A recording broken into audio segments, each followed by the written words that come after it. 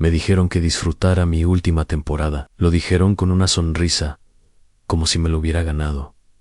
Como si la jubilación fuera un premio, pero en realidad no lo sentí así. Sentí que me estaban echando del pasto. 31 años viendo humo. Se levantan, registrando cada rayo y fuego artificial, reportando cada fogata ilegal y cada llamarada. Y ahora todo lo que quería era que me quedara en mi pequeña torre y guardara silencio hasta septiembre. Me pareció bien la torre de vigilancia que me asignaron este año. La Torre Intin era una de las más antiguas que aún seguían en pie. Frente a la cresta, una elevación de poco menos de 6.2 pies, y los árboles de abajo eran principalmente pinos Douglas y pinos contortos. Algunos grandes dispersos en las alturas. El aire olía a savia y ozono cuando cambiaba el tiempo, y de hecho se podía oír al alce si abría la ventana por la noche. Me gustaba el silencio, y por eso volvía una y otra vez, incluso cuando los nuevos niños rotaban con sus parlantes Bluetooth y sus cortes de pelo con efecto tic-tacan. La Torre 19 dominaba esta antigua cicatriz del incendio de 2009, una herradura de madera negra que había vuelto a crecer espesa con helechos y maleza rebelde. Habían enviado equipos de replantación hace unos años, pero no había visto mucho resultado. Cada vez que lo miraba con binoculares, se veía igual. Árboles muertos, troncos blanqueados por el sol, tierra desnuda como herida cicatrizada. Empezó con los agujeros. Vi el primero con binoculares. Era principios de junio, demasiado temprano para que alguien pudiera acampar sin ser visto. Al principio pensé que se trataba de una antigua depresión en el cepellón, pero era demasiado limpia, circular y uniforme. 2 días después apareció otro a unos cientos de metros al este, y lo anoté en mi cerradura. No hubo respuesta. La próxima vez que lo comuniqué por radio, y el despacho me dijo que probablemente estaba viendo algún tipo de actividad animal.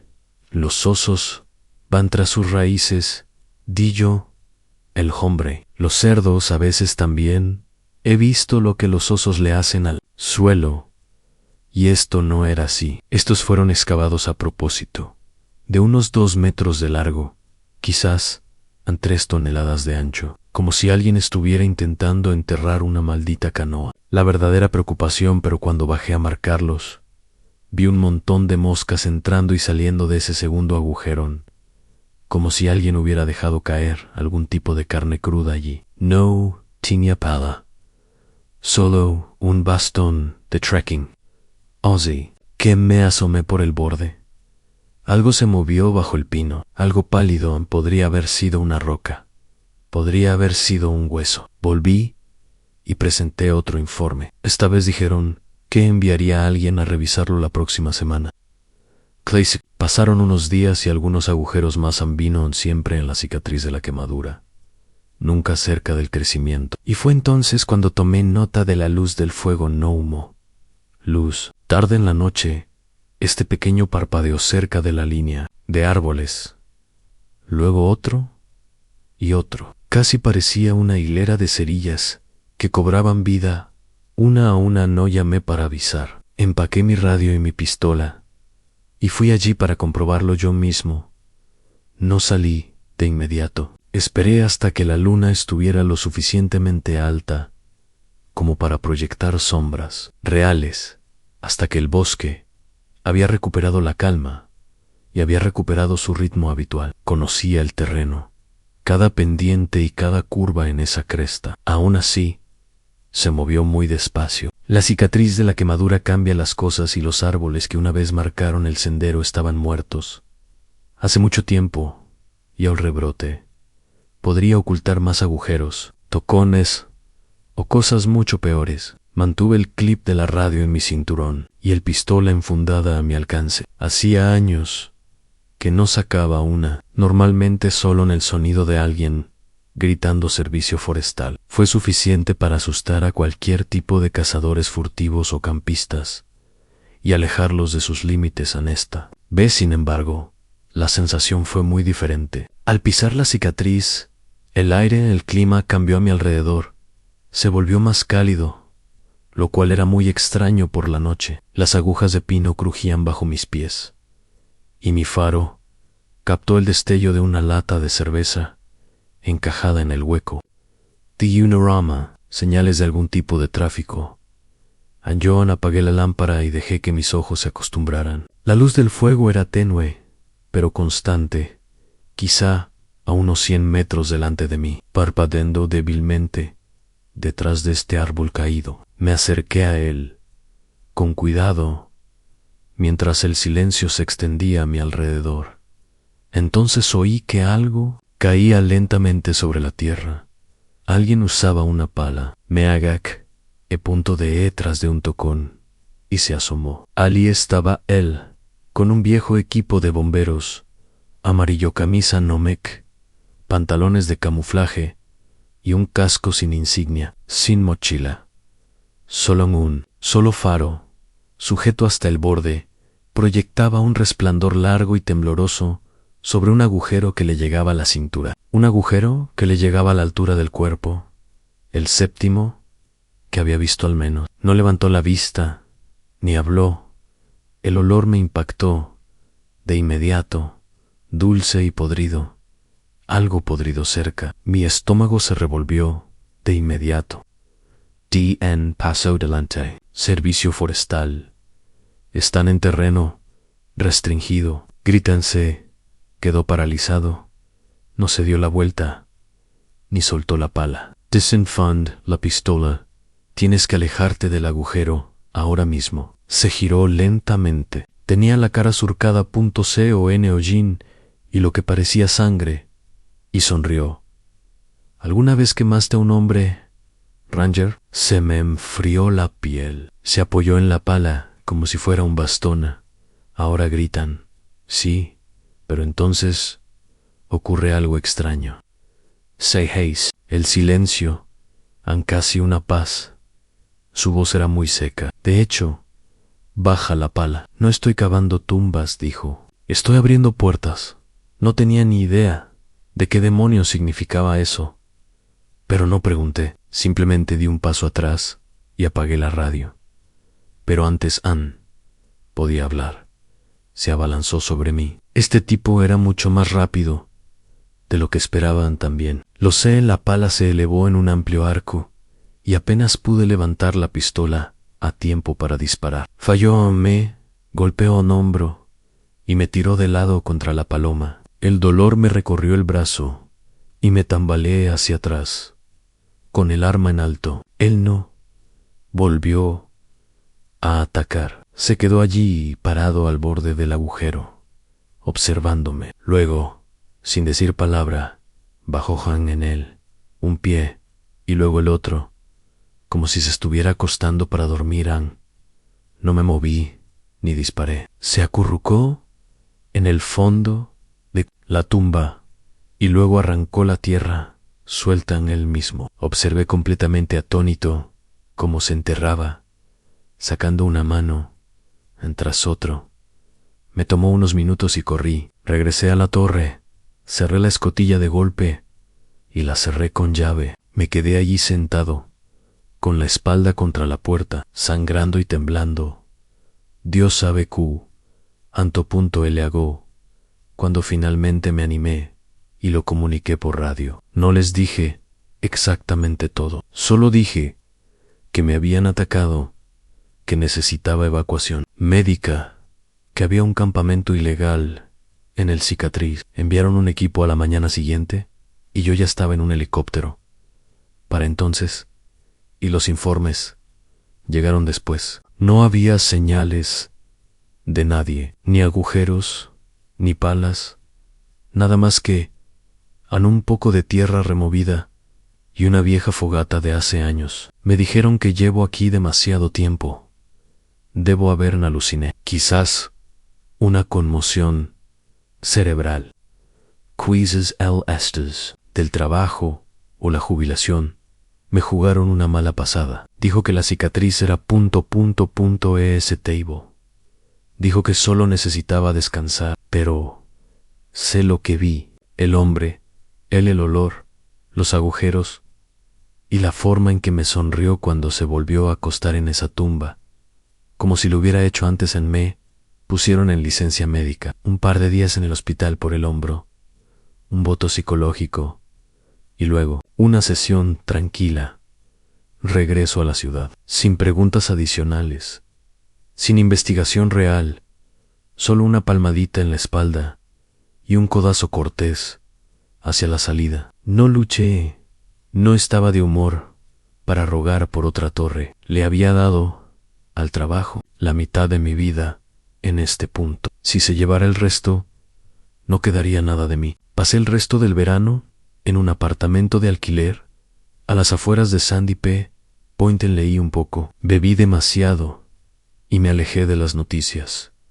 A veces me encontraba mirando fijamente la copa de los árboles, esperando el destello de la luz, del fuego o el sonido metálico de una pala, pero nunca llegó nada. A finales de agosto, recibí una llamada de un compañero de trabajo, Andoni, del despacho. Estaba borracho o cansado, o quizás ambas cosas. Dijo algo extraño. Apareció en el escáner esa misma noche. Un par de excursionistas llamaron para informar que salía humo desde abajo en tierra. Así lo expresaron. Tío, ni una fogata, ni una bengala humo saliendo del suelo. No enviaron equipo. Era muy tarde y el GPS no era preciso. Justo afuera del viejo coche de Burns. Claro, realmente no respondí con nada. No le conté sobre los agujeros. No le conté sobre el hombre en el camisa Nomax o cómo se enterró, como si se estuviera arropando. Colgué, cerré las persianas y apagué mi teléfono. Acepté el trabajo de temporada por la vivienda. Una casa de literas del gobierno era mejor que dormir en un sofá en Reno, y necesitaba tiempo para acabo de salir de la red. 2 meses fuera de la universidad, un DUI y 0 opciones tomadas en la oferta. Me pareció una merced. Solo tenía que actualizar la propiedad y almacenar registros para un servicio forestal desmantelado, oficina de distrito, sin trabajo de campo, sin motosierras, solo papeleo. Bastante fácil.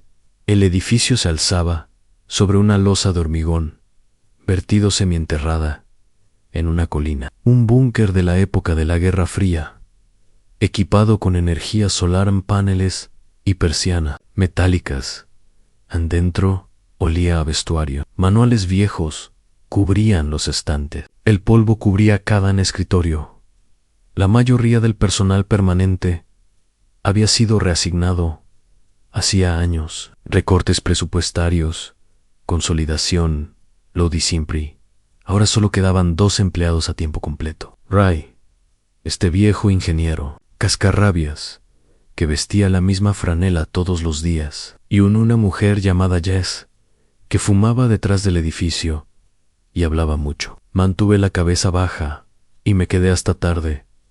Hice un pequeño nido en la sala de archivos con un calefactor y un altavoz Bluetooth. Después de una semana, conocía cada tubería chirriante y la bombilla parpadeante de memoria. Una de mis principales tareas era actualizar el registros de uso de la tierra, compartimentos forestales, zonas de uso, superposiciones del historial de incendios.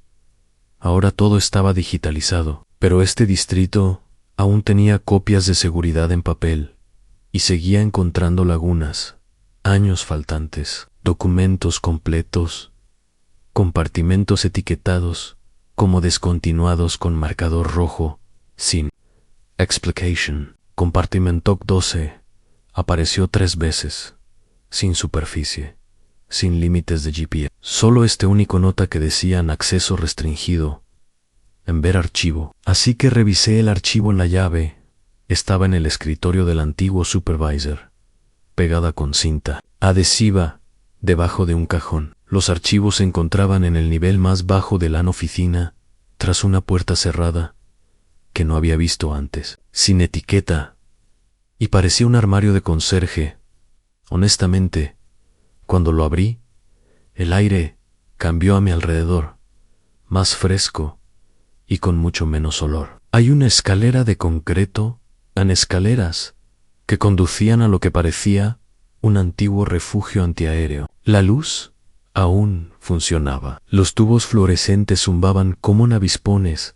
Las paredes estaban cubiertas con estos archivadores, y en la pared del fondo se pintaron con aerosol letras negras, C12, no estampado, pintado a mano con un toque muy descuidado. Dentro de esos cajones encontré registros que la agencia nunca tuvo la intención de conservar. Viejos informes de incidentes sellados, notas confidenciales sobre vertederos de pesticidas no autorizados, fotos de alijos ilegales. Se quemaron pilas de leña durante la prohibición estatal de incendios, pero uno de esos archivos me dejó paralizado y fue etiquetado como no conforme a mudanzas. Expedientes, nombres, fotos, coordenadas GPS, todo centrado en compartimento. C12. Llevé uno de los archivos arriba y lo dejé en mi escritorio al ala. Mañana siguiente había desaparecido, ni rastro de que hubiera estado allí.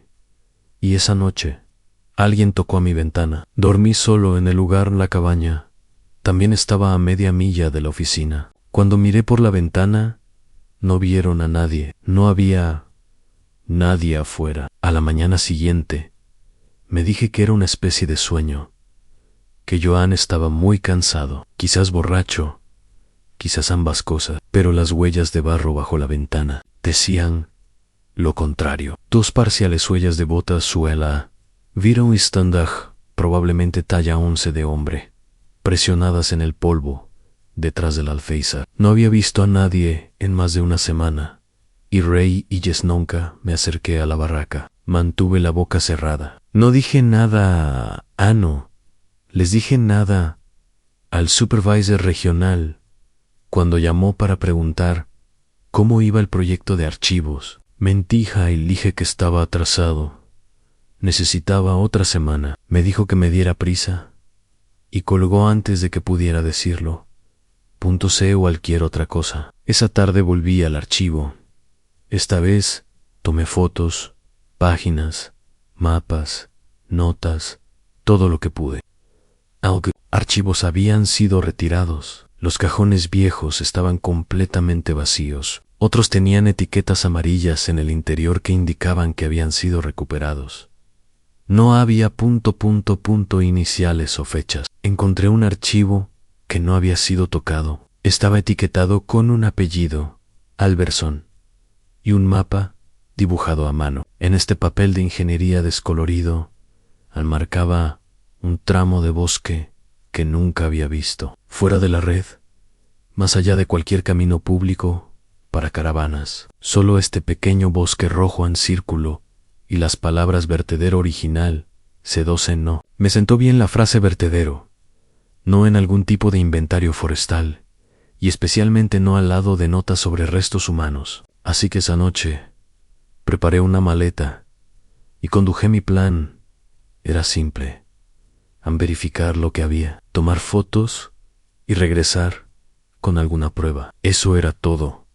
No quería dar la alarma ni salir en las noticias. Solo quería entender qué demonios había hecho el servicio forestal enterrado ahí en esos bosques. Aparqué junto a un viejo camino de servicio que estaba cerrado al público y caminamos al anochecer. Los mosquitos zumbaban como estática. El aire estaba cargado de ese olor a arcilla que precede a la lluvia. A unos 3 kilómetros, el terreno cambió a mi alrededor.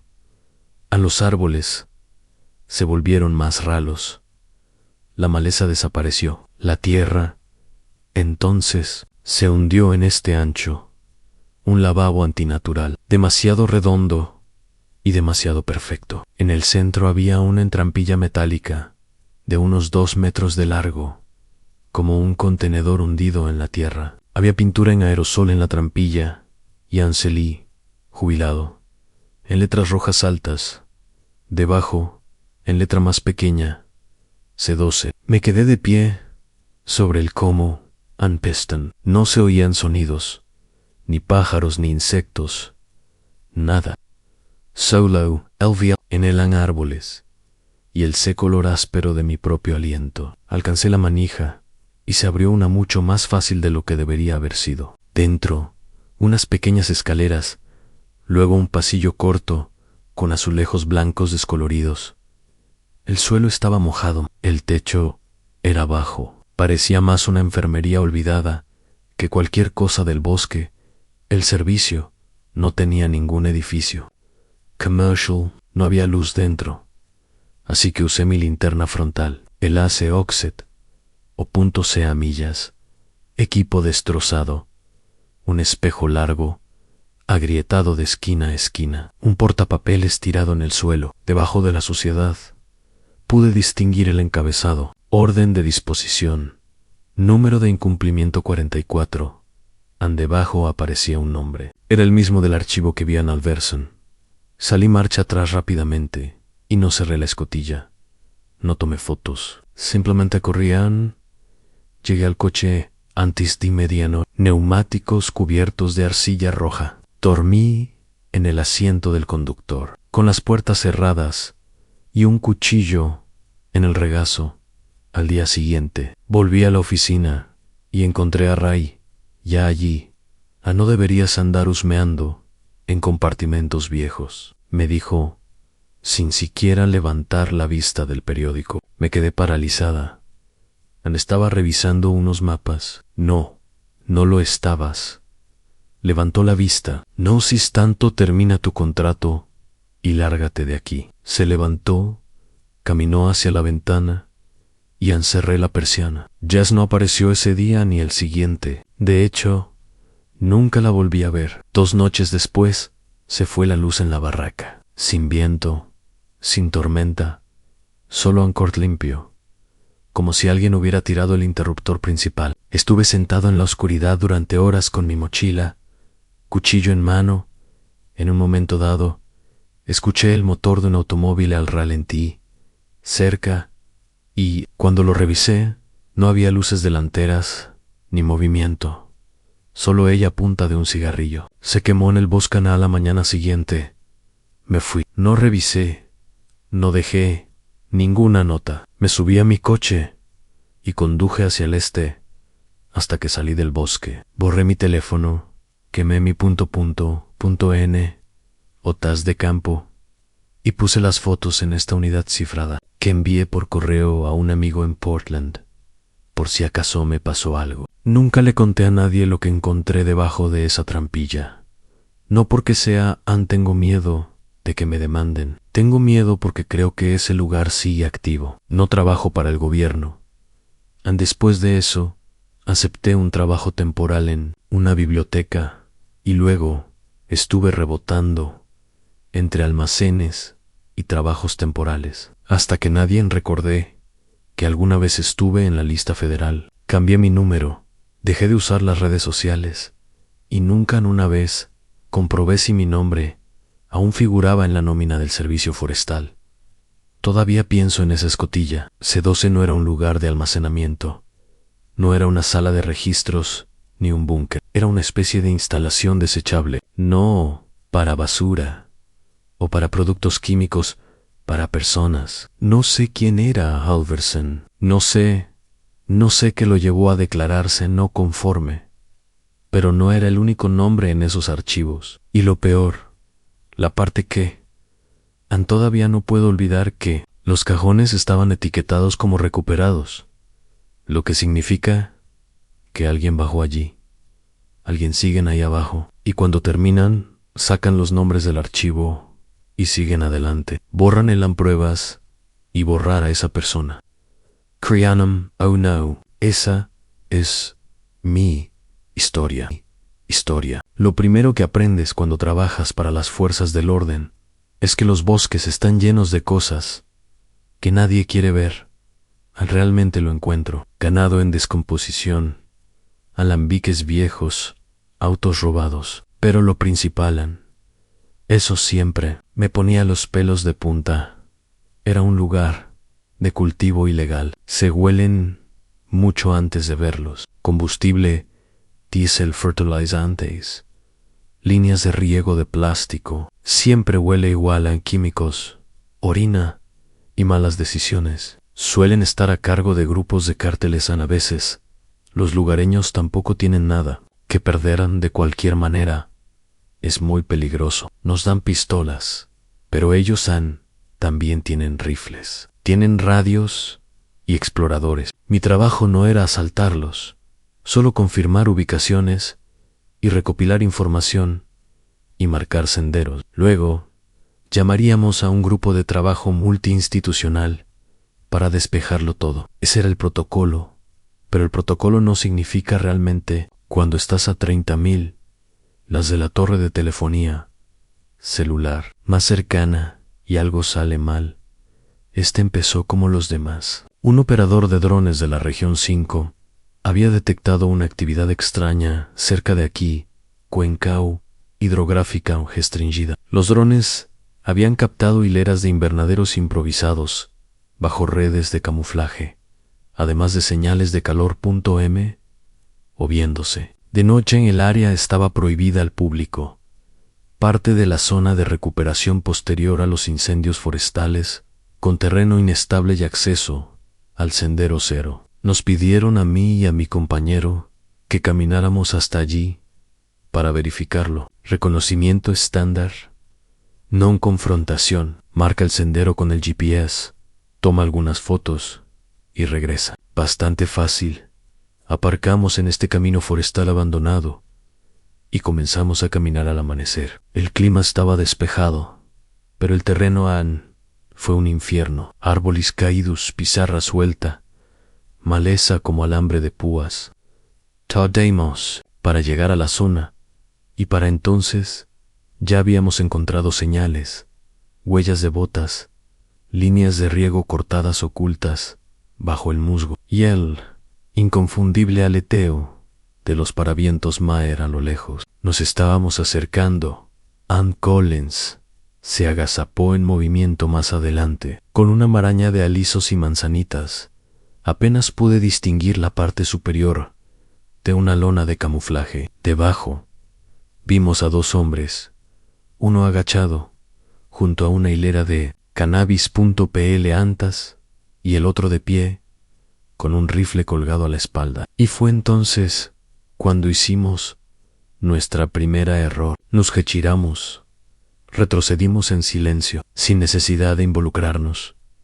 Y fue entonces cuando Callen pisó el cable, un cable trampa, y ambos nos quedamos congelados. Todo sonó ruidosamente. El cable se rompió bajo su bota con un chasquido, seguido de un sonido inquietante que no reconocí, seguido de silencio. Esperaba una explosión, pero no hubo nada, solo los pájaros en un silencio sepulcral y esa extraña quietud vacía que suele venir después de algo terrible. Noantis Collins no se movió y yo no respiré. Ambos sabíamos que era mejor no hacerlo. Empezar a correr. No sabía si estaba conectado a una mina Clemo rudimentaria, a una bengala o a algún tipo de alerta de radio. Podría haber. Había sido una línea ficticia, solo para presumir. Observé la línea de árboles, pero no había ningún movimiento, solo ese maldito, el susurro de una lona de plástico en la brisa. Entonces, una voz gritó, masculino y cercano, y bastante tranquilo, en realidad, a manos extendidas. Un paso adelante, Collins gira la cabeza hacia mí.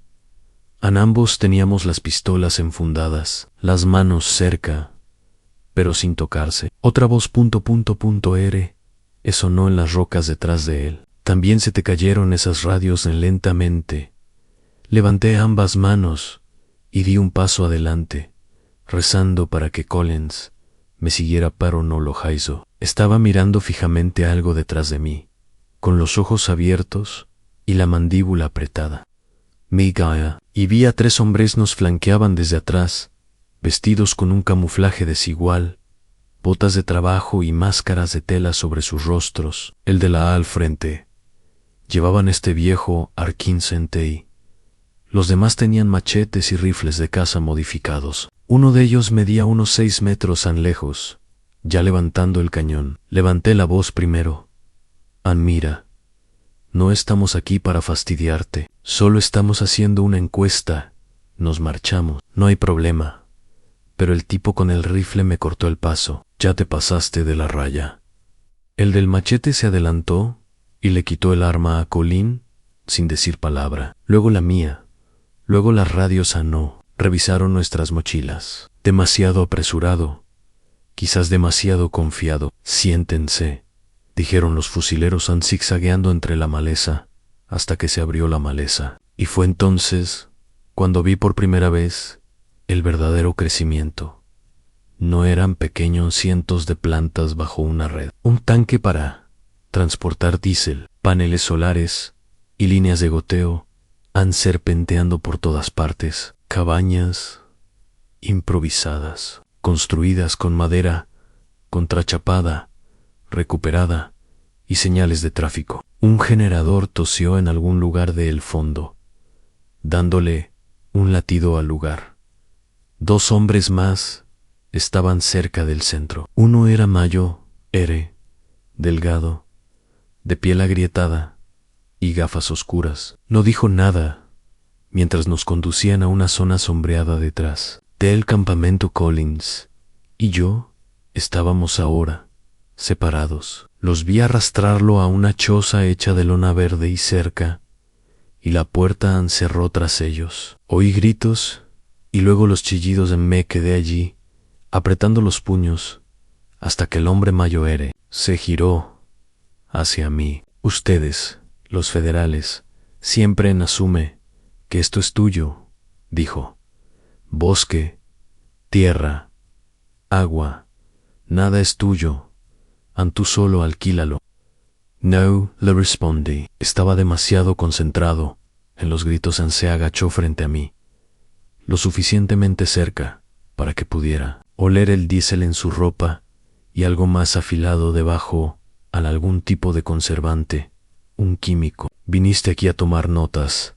Él dijo así. ¿Qué anota esto? Entras en la casa de alguien. No regresas caminando. Me trasladaron a un pozo. Ni una jaula, ni una habitación, en un pozo de verdad, de unos 2 metros de profundidad. Me atrinché en la zona sombreada de una ladera. Me ataron las manos con cremallera y me empujaron adentro. Hay un barril de plástico en medio lleno de agua y una caja llena de manzanas podridas. Sin inodoro, sin tapete, solo tierra e insectos, el creciente hedor de yo mismo. Estuve allí 2 noches, sin hablar, sin hacer preguntas. No me preguntaron por mí. No me importó el nombre, ni ninguna agencia. Solo pasaba una vez al día, dejaba una botella de agua y me iba a una última hora de esa segunda noche. El cielo se abrió con una tormenta seca. Hubo relámpagos, pero no lo vio. El generador se apagó. Desde mi pozo podía escuchar gente gritando, algo sobre un incendio, sobre observadores en la cresta. Y entonces vi a Collins. Se arrastró hasta el borde de mi hoyo, pálido y empapado, en sudor, con la cara hinchada. Sus manos todavía estaban atados, pero tenía una cuchilla, probablemente robada de uno de los juegos de herramientas de ese campamento de cultivo. Vamos, me susurró. Me corté la muñeca y me abrí paso a zarpazo zamposo. Subimos tambaleándonos la colina, pasando el borde del bosque. Empezaba a salir humo detrás de nosotros. Una de las lonas se había prendido.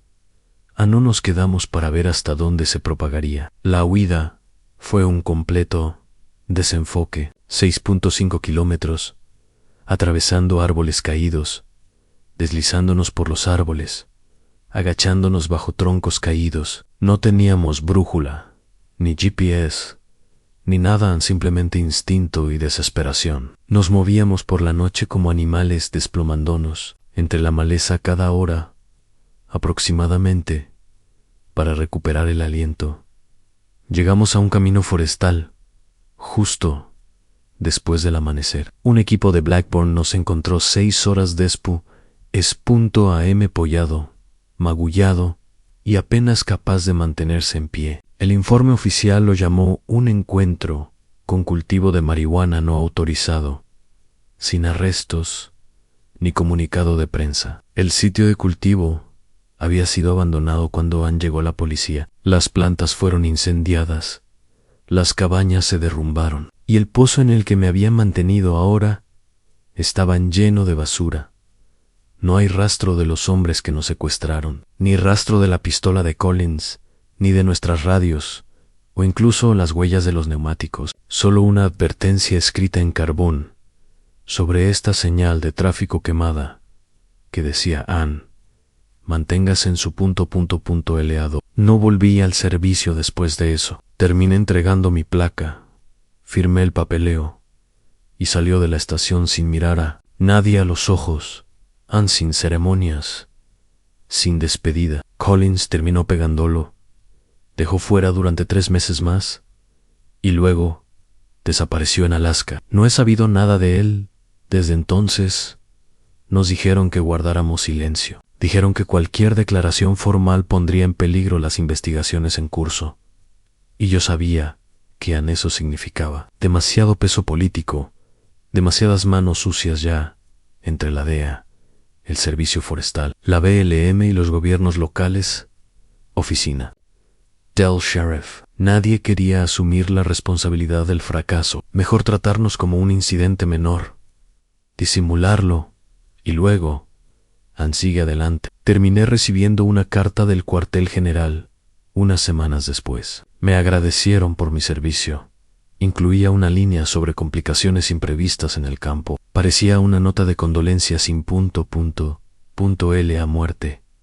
La he quemado. A veces todavía sueño con ese pozo, con el hombre, con ese aliento químico y su forma de hablar, como si el bosque le perteneciera. Y supongo que tal vez él lo hizo, tal vez aún lo haga. Hay kilómetros y kilómetros de tierra allá afuera que ya nadie patrulla. Viejos caminos de incendios reclamados por la maleza, senderos demasiado remotos para cualquier turista, lugares que los mapas apenas conocían. Ahí es donde C o en instruir.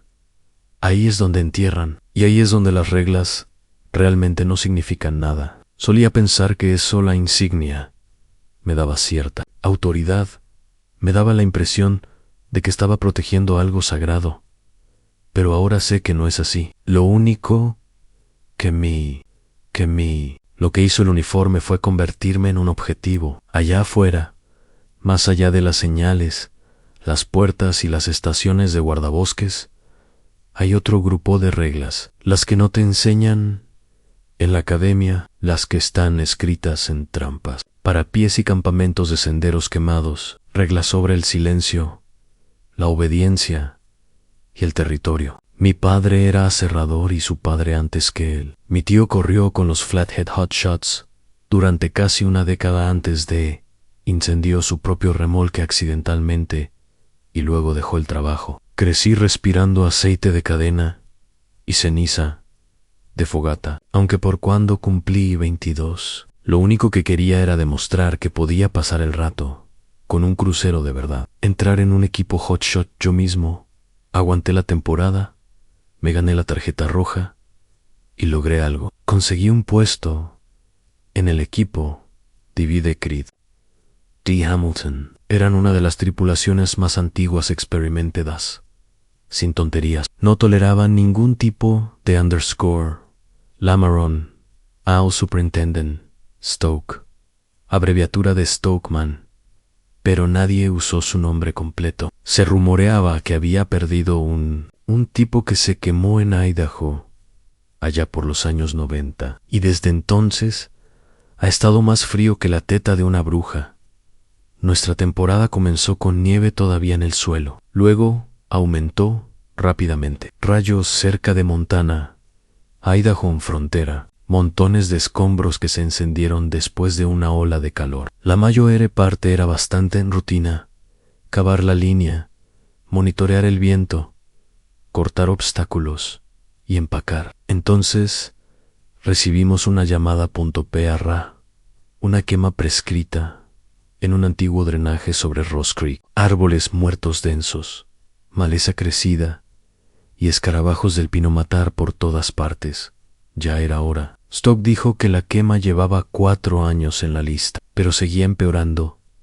Han chocado, le prenderemos fuego antes de que se ilumine todo el maldito valle. ¿Me oyes?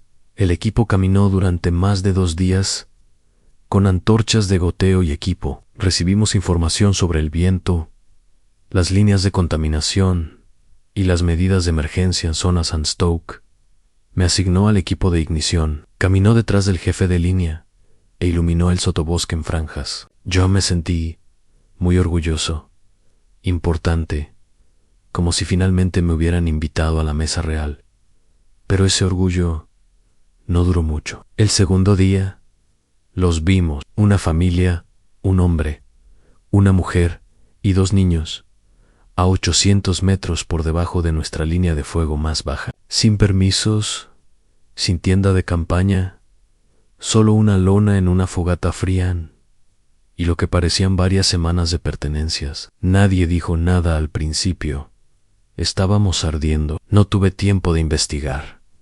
Stoke los vio, escupió en la tierra y murmuró: «Ocupas». Entonces, justo, seguimos caminando. Nos dijeron que no nos detuviéramos, que no nos involucráramos, que simplemente siguiéramos adelante. Y esa noche, el viento cambió. Todo lo que habíamos planeado el día anterior nos devolvió el golpe con fuerza. Golpeó rápido. También, uno en un momento. Estábamos comiendo raciones frías y afilando nuestras herramientas. De repente, la radio empezó a sonar. En cambio de viento, focos de incendios que atraviesan la zona negra. Un brote se extiende a lo largo del drenaje. Recuerdo que Stoke se puso de pie, a mitad de un bocado, y dijo: «Termina, nos vamos en los árboles». Bajo nosotros habían pasado de arder a arder en minutos. Incendio de copas, sotabosque seco, combustibles de escalera, flashover del libro de texto. Pero lo que no estaba en el libro de texto era el hecho de que alguien todavía estaba ahí abajo. A esos ocupantes. Stoke no lo mencionó.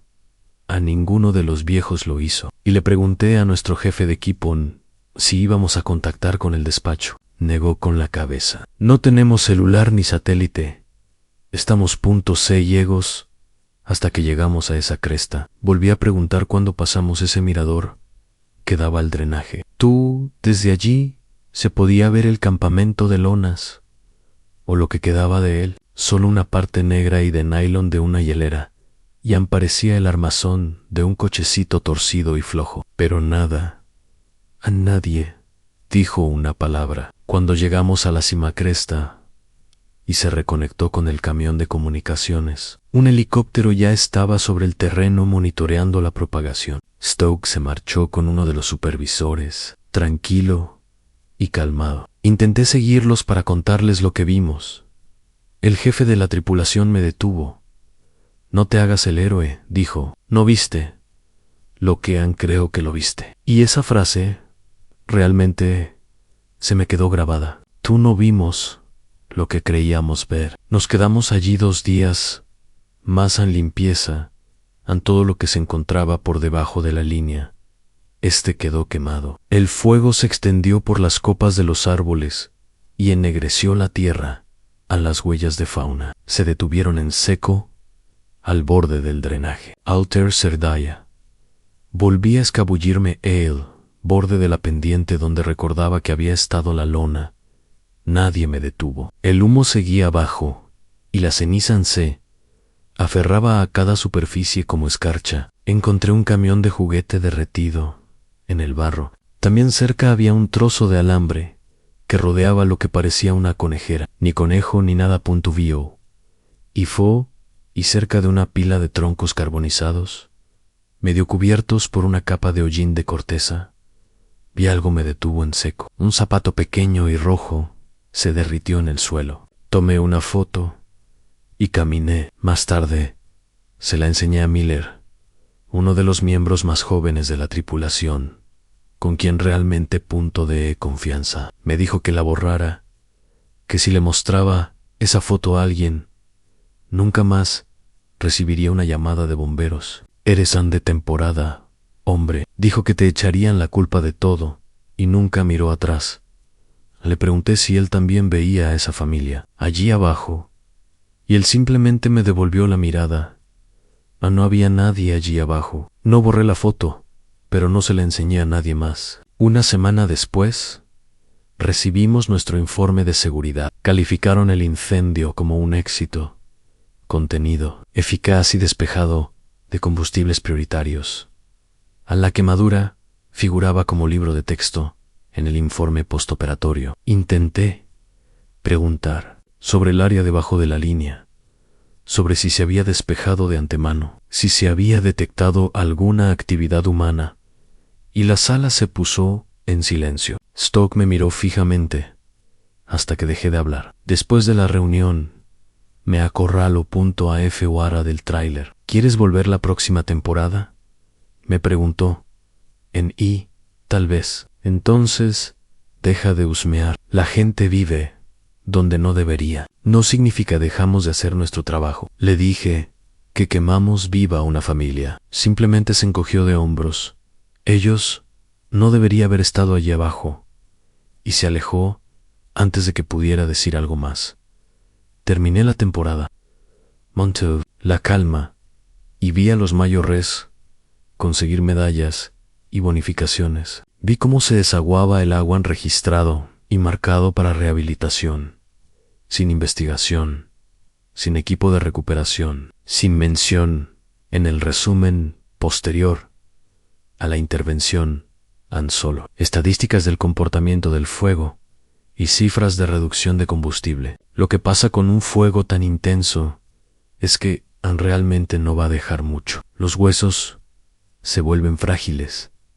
Los órganos se evaporan. Puedes caminar sobre un cuerpo y ni siquiera darte cuenta, ni todos lo sabían. A veces todavía me pregunto si ese campamento, si Stoke o alguno de los otros lo supiera y lo dejara arder de todos modos.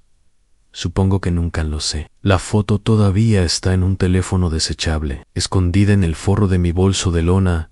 Lo revisé todas las noches durante semanas, como si la imagen pudiera cambiar, como si el zapato mismo pudiera desaparecer. Nunca lo hizo. El equipo terminó la temporada en octubre. Todos recibieron sus tarjetas rojas renovadas. El Stoke me dio un paquete en mi último día. Solicitud para incorporarme a tiempo completo. El año que viene, con esta pequeña nota garabateada con Sharpie que decía: Antu mantuvo la línea. Eso es lo que importa. Ninguna mención del drenaje, ninguna mención de la familia. Regresé a Missoula y simplemente intenté olvidarlo, pero aún así, los veo. No son fantasmas, obviamente. Nada de eso. Solo gente en el supermercado, tiendas, gasolineras, senderos. Un hombre con una oreja quemada junto a un tanque de propano. Un niño con un solo zapato pasando de largo en un cartel de sendero cerrado. Una mujer con capucha me miró fijamente como si reconociera mi rostro. Nunca me habló. Dejaba de dormir. Me despertaba sobresaltado, pensando que olía a humo hedor químico, un nylon quemado y carne quemada. Mis manos temblaban como si estuviera de nuevo en la línea, esperando en el viento. Cambió. Empecé a beber solo, diciéndome que era estrés, diciéndome a mí mismo que era el trastorno de estrés postraumático estacional, diciéndome cualquier cosa menos la verdad. La verdad es que los matamos. Low, Pemeu.